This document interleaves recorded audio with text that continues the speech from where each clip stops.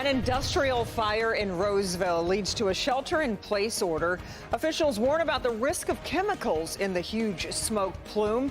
But how do they determine if the air is unsafe to breathe?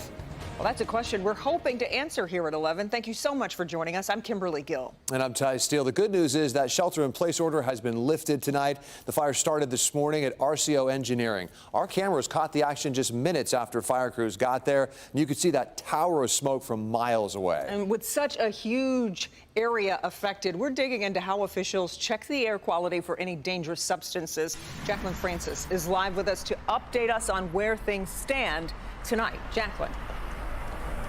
Well, 12 hours later, the smoke is gone, but we are getting our first up-close look at the building here. This caution tape just went up within the last 10 minutes. You can see workers still on scene getting this place boarded up. Check out those front boarded windows. You can see the RCO Engineering sign up top. That appears to be untouched, but come this way because it's the side of the building that's going to show you just how intense this blaze was. It looks like the walls are just peeling down or melted down. The chief tells me the roof collapsed in. This building was the epicenter of that fire that sent smoke all throughout the community. Imagine this in your neighborhood. Just a lot of smoke.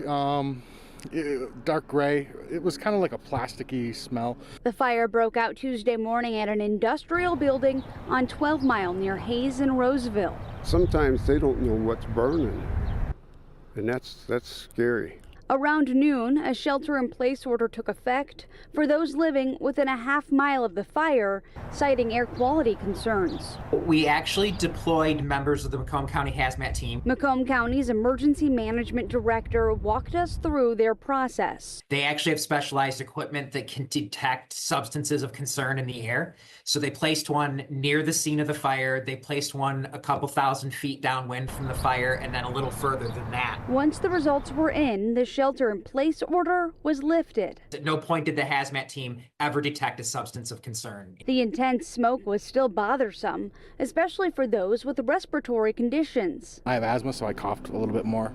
So it was irritating a little bit. Larry Holzer just had a double lung transplant. I got 2 new lungs. I'm not going to trash them.